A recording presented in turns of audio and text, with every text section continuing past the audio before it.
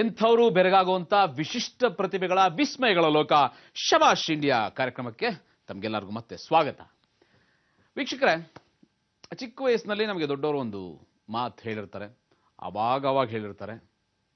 ಆ ಮಾತು ಪ್ರಾಯಶಃ ಎಲ್ಲರಿಗೂ ಚೆನ್ನಾಗಿ ನೆನಪಿರಬಹುದು ಕೂಡ. ಅದೇನಪ್ಪ ಅಂತ ಹೇಳಿದ್ರೆ, ಏನೇ ಮಾತಾಡಲಿ ಏನೇ ಮಾಡಲಿ ಅದರಲ್ಲಿ ಒಂದು ತೂಕ ಇರಬೇಕು ಅಂತ, ಅಂದರೆ ವೆಯ್ಟ್ ಇರಬೇಕು ಅಂತ.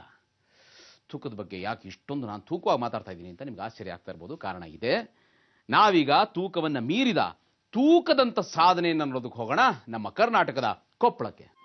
ಈ ಬಿಂದಿಗೆ ತುಂಬಾ ಜೋಳ ತುಂಬಿಸಲಾಗಿದೆ.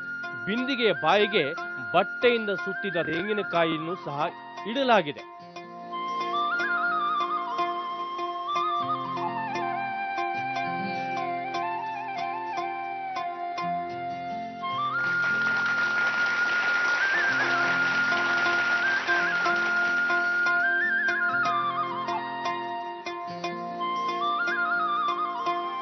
ಈಗ ಬಸಪ್ಪ ತಮ್ಮ ಕೈಗಳನ್ನ ಬಳಸದೆ ಕೇವಲ ಕಾಲುಗಳ ಸಹಾಯದಿಂದಲೇ ತೂಕವಿರುವ ಈ ಬಿಂದಿಗೆಯನ್ನ ಮೇಲಕ್ಕೆ ಎತ್ತಿಕೊಳ್ಳಲು ಪ್ರಯತ್ನಿಸ್ತಾ ಇದ್ದಾರೆ.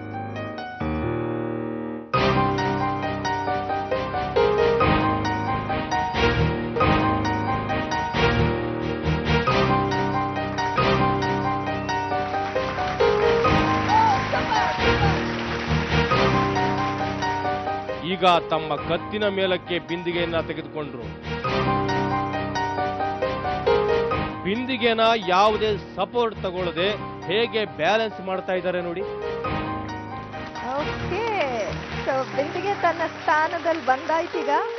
ಈಗ ಮತ್ತೆ ಕಾಯನ್ನು ಇಡಲಾಗ್ತಾ ಇದೆ.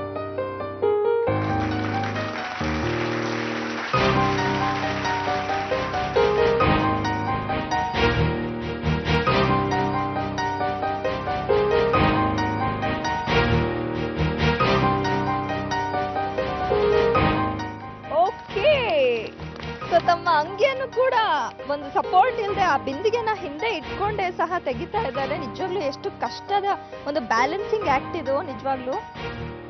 ವಾವ್, ಎಲ್ಲ ಚಪ್ಪಾಳೆಯೊಂದಿಗೆ ಮತ್ತೊಮ್ಮೆ ಹೊರತುಂಬೋಣ ಇವ್ರನ್ನ. Super sir. ಓ, ಮತ್ತೆ ಅದನ್ನ ತೊಡೋದ್ರ ಮೂಲಕ ಇನ್ನೊಂದು ಸರಿ ಬ್ಯಾಲೆನ್ಸಿಂಗ್ ಆಕ್ಟ್ ತೋರಿಸ್ತಾ ಇದ್ದಾರೆ.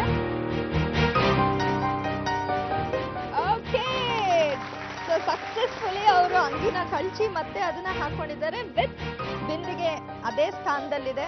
That is very important. So ಈಗ ಏನ್ ಮಾಡ್ತಾರೆ ನೋಡೋಣ. ಈಗ ಬಸಪ್ಪ ಕೆಳ ಕೂತು ಮುಂದಕ್ಕೆ ಬಗ್ಗಿ ಬಿಂದಿಗೆಯನ್ನ ಬ್ಯಾಲೆನ್ಸ್ ಮಾಡ್ತಾನೆ. ಸಾಷ್ಟಾಂಗ ನಮಸ್ಕಾರ ಅಥವಾ ದೀರ್ಘದಂಡ ನಮಸ್ಕಾರ ಮಾಡ್ಲಿಕ್ಕೆ ಮುಂದಾಗ್ತಾ ಇದ್ದಾರೆ.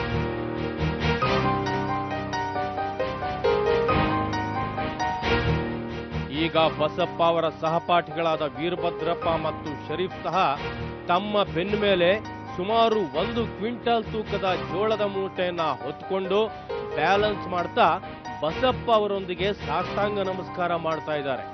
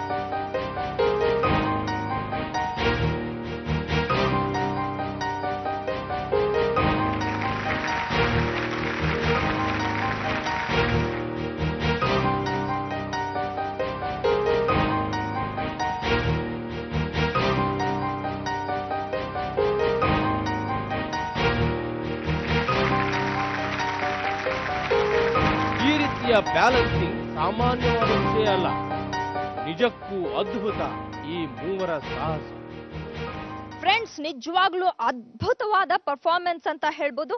ಸುಮಾರು 1 ಕಿಲೋಮೀಟರ್ ದೂರನ ಇವರು ಕ್ರಮಿಸಿದ್ದಾರೆ. ಸೆಲ್ಯೂಟ್ ಮಾಡೋಣ ನಿಮ್ಗೋಸ್ಕರ.